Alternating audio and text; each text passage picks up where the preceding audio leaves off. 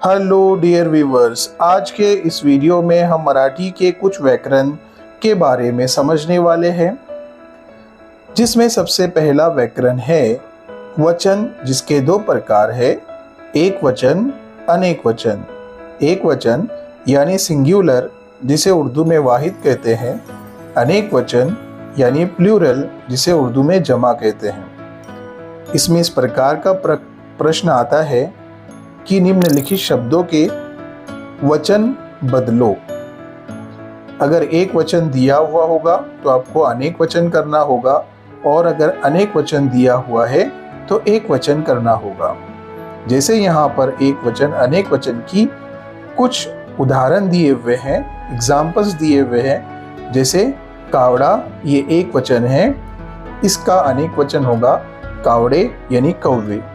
Chimney, चिड़िया, एक वचन है, चिमनिया, चिड़िया, ये अनेक वचन है। जंगल एक वचन है, जंगले अनेक वचन है। कुछ शब्द इसमें ऐसे भी होते हैं जिनके एक वचन और अनेक वचन दोनों सेम होते हैं। जैसे वाघ, वाघ एक वचन भी वही है, अनेक वचन भी वही है। प्राणी, प्राणी, बाबा, बाबा, ये ऐसे शब्द है जिनके एक वचन भी वही है, अनेक वचन भी वही है। टेकड़ी, टेकड़िया, कारखाना, कारखाने, बैल, बैले, मानुस, मानसे, घर, घरे, मुलगा, मुलगे।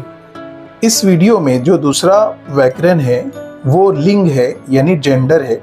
उसमें इस प्रकार का प्रश्न आता है कि लिंग बदला यानी जेंडर बदलो। यदि आपको पता ही है, लिंग के 3 प्रकार है, स्त्रीलिंग, पुल्लिंग और नपुंसकलिंग। लेकिन निचली कक्षाओं में स्त्रीलिंग और पुल्लिंग यानी फीमेल और मेल, पुल्लिंग यानी मेल, स्त्रीलिंग यानी फीमेल, ये 2 ही पूछे जाते हैं। जैसे वाघ, ये पुल्लिंग है, इसका स्त्रीलिंग शब्द होगा वागिन। चिमना, ये पुल्लिंग शब्द है, इसका स्त्रीलिंग शब्द होगा चिमनी। मुलगा, ये पुल्लिंग शब्द है, इसका स्त्रीलिंग शब्द होगा मुलगी। उसी प्रकार दूसरे शब्द है हंस, हंस ये पुल्लिंग शब्द है, इसका स्त्रीलिंग शब्द होगा हंसिनी। कुतरा, ये पुल्लिंग शब्द है और इसका स्त्रीलिंग शब्द होगा कुतरी। नौकर, ये पुल्लिंग शब्द है, नौकरानी ये स्त्रीलिंग शब्द है। उसी प्रकार श्रीमान, ये पुल्लिंग शब्द है, स्त्रीलिंग शब्द श्रीमती है।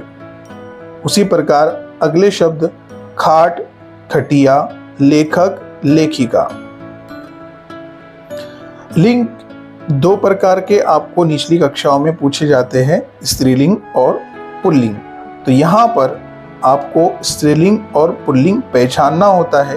प्रश्न इस प्रकार आता है, निम्नलिखित शब्दांचा लिंग ओळखा। जैसे कुतरा, तो उसके आगे आपको लिखना पड़ेगा पुल्लिंग। कुतरी, ये शब्द स्त्रीलिंग है, उसके आगे लिखना पड़ेगा स्त्रीलिंग। देव, अगर ये पुल्लिंग शब्द है तो उसके सामने हम लिखेंगे पुल्लिंग। देवी, ये शब्द स्त्रीलिंग है, उसके सामने लिखेंगे हम स्त्रीलिंग। मैं आपको यहाँ पर ये बता दूं कि पुल्लिंग आप पहचान लेते हो, स्त्रीलिंग आप पहचान लेते हो, लेकिन आपको पुल्लिंग और स्त्रीलिंग लिखते आना चाहिए। इसलिए पुल्लिंग और स्त्रीलिंग इस प्रकार से लिखा जाता है। अब ये ध्यान से देख ले।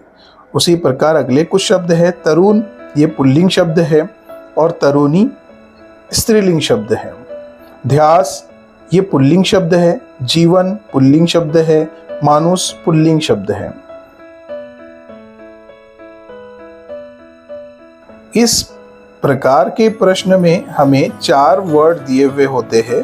इन चारों में से 3 गलत होते हैं और एक सही होता है।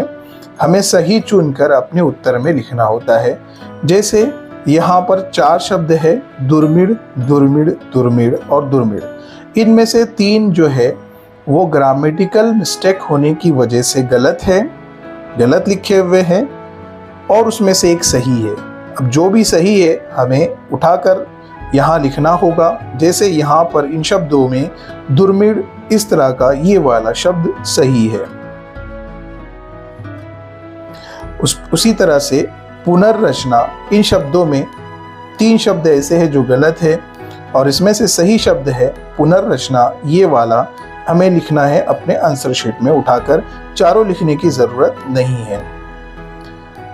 उसी तरह से कीर्ति, कीर्ति, कीर्ति, इसमें जो सही शब्द है वो ये वाला शब्द है कृति। इस सही शब्द को ही उठाकर हमें अपने पेपर में लिखना है, जो गलत है उसको छोड़ देना है।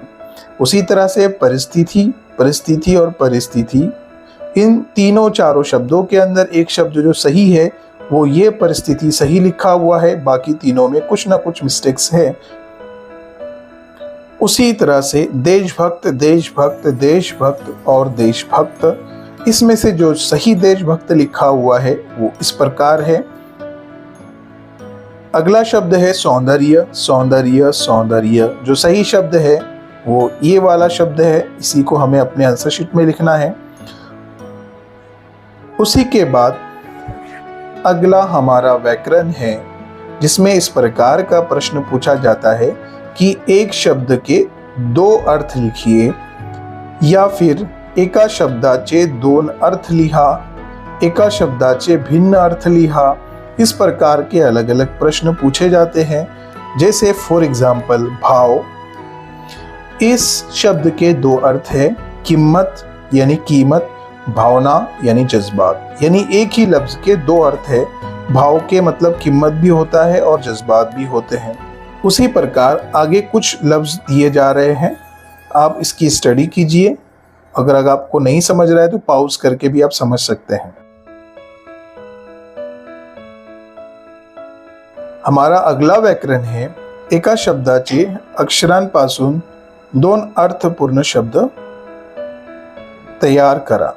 इसमें ऐसा होता है कि एक शब्द दिया होता है जिससे हमें 2 मीनिंगफुल वर्ड बनाने होते हैं। जैसे मना सारखी, इसमें 2 शब्द बनते हैं, मन और सारखी, मन यानी दिल, सारखी यानी एक जैसे। उसी प्रकार विचार सरणी, 2 शब्द बनाने हैं हमें से, बहुत आसान प्रश्न होता है। अब इससे 2 शब्द कैसे बने, विचार यानी सोच, सरणी, ये 2 शब्द बन गए।